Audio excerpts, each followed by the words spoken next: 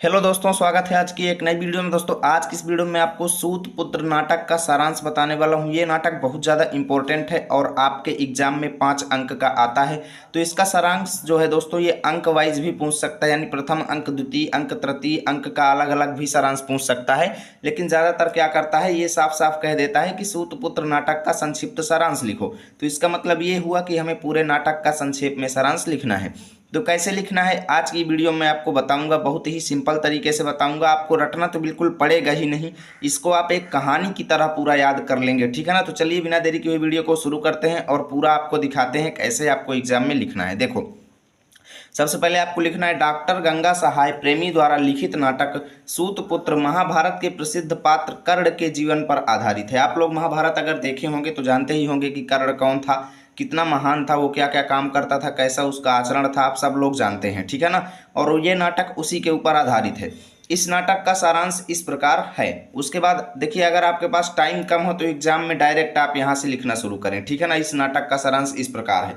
अगर टाइम थोड़ा बहुत है तो आप इस तरीके से लिखें, ज़्यादा बेहतर होगा, ठीक है। यानी नंबर आपका दोनों तरीके से नहीं कटेगा, आपको फुल मार्क्स मिलेगा।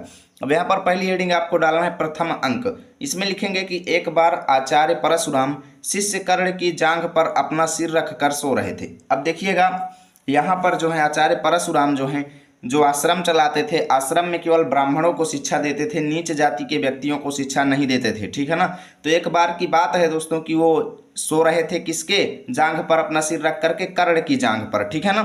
तभी वो देखते हैं कि एक विषैला कीड़ा आता है, कर्ण की जांघ में मांस काट कर भीतर प्रवेश कर रहा है। वो देख रहे थे कि एक कीड़ा आया जो कर्ण की जांघ को काट रहा था, ठीक है ना, और उनके अंदर वो घुसा जा रहा था। परंतु कर्ण पीड़ा सहन करते हुए उन्हें इसलिए नहीं जगा रहा है कि गुरुदेव को कष्ट होगा।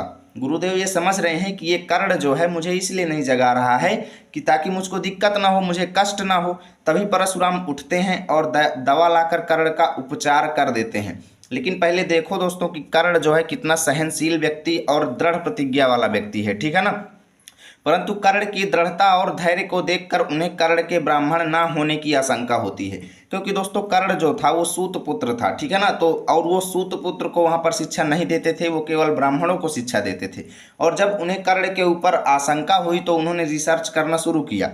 अंततः वो जान गए कि जो है कर्ण जो है सूत पुत्र है, और इसलिए वो गुस्से में आ जाते हैं और गुस्से में आकर के कर्ण को श्राप दे देते हैं। और क्या कहते हैं कि आश्रम में सीखी हुई विद्या अंतिम समय में भूल जाएगी। क्या कहते हैं कि आश्रम में तुमने जो भी शिक्षा लिया है वो अंतिम समय में, यानी जब तुम्हारे मरने जीने का सवाल होगा तब तो वहाँ पर ये तुम्हारी जितनी भी विद्या है तुम्हारे काम नहीं आएगी, तुम सब कुछ भूल जाओगे, ठीक है ना।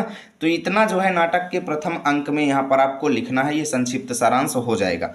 उसके बाद आपको हेडिंग डालना है द्वितीय अंक। इसमें लिखेंगे कि नाटक के इस अंक में द्रौपदी के स्वयंवर का दृश्य है। अब देखो, लिखेंगे आगे कि कर्ण भी दुर्योधन के साथ स्वयंवर में जाता है, परंतु वहां पर भी उसे अज्ञात कुल में जन्मा होने के कारण स्वयंवर में शामिल नहीं किया जाता, क्योंकि वो सूत पुत्र था, ठीक है ना। आगे आप लोग लिखेंगे कि दुर्योधन कर्ण को अंग देश का राजा बताता है, यानी अंगराज बताता है, परंतु इतने पर भी उसे स्वयंवर का पात्र नहीं बनाया जाता। कहा जाता है कि ये जिस कुल में पैदा हुआ है उसका कोई नाम निशान नहीं है, वो कहाँ पर है कहाँ पर नहीं है कोई जानकारी नहीं है, और इसलिए इनको स्वयंवर का पात्र नहीं बनाया जाएगा। इससे कर्ण जो है दुर्योधन का पक्षधर हो जाता है, क्योंकि दुर्योधन जो है कर्ण का साथ दे रहा था, उसको स्वयंवर में शामिल करना चाहता था, परंतु पांडव नहीं शामिल करना चाहते थे, क्योंकि पांडव जानते थे कि ये सूत पुत्र है, ठीक है ना। और इसलिए जो है कर्ण जो है पांडवों का दुश्मन बन जाता है। अब आगे आप लोग तीसरी हेडिंग डालेंगे तृतीय अंक। इसमें लिखेंगे कि नाटक के इस अंक में कर्ण को उसका अस्तित्व पता चलता है, यानी कि मैं कौन हूँ, उसके परिचय संबंधी जितनी भी जानकारियां हैं उसको पता चलती हैं। आगे आप लोग लिखेंगे कि सूर्य देव की उपासना से वह अपना परिचय जान जाता है। कुछ समय बाद कुंती आती है जो स्पष्ट कर देती है कि कर्ण उसका ज्येष्ठ पुत्र है।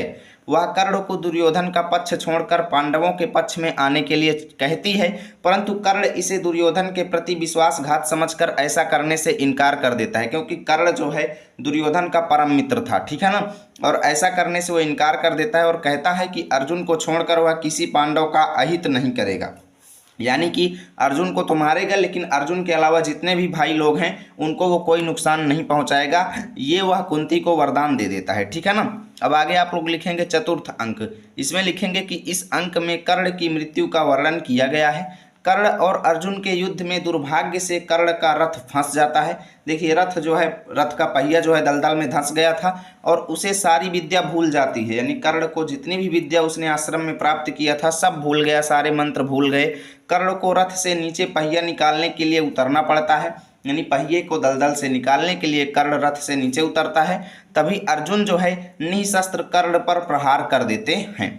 कर्ण गिर पड़ता है। इसके बाद श्री कृष्ण और अर्जुन वेश बदलकर कर्ण की दानवीरता की परीक्षा लेने जाते हैं, जिसमें वह सफल हो जाता है। श्री कृष्ण अर्जुन और कर्ण को भाई भाई के रूप में मिला देते हैं और कर्ण हमेशा के लिए आंखें बंद कर लेता है।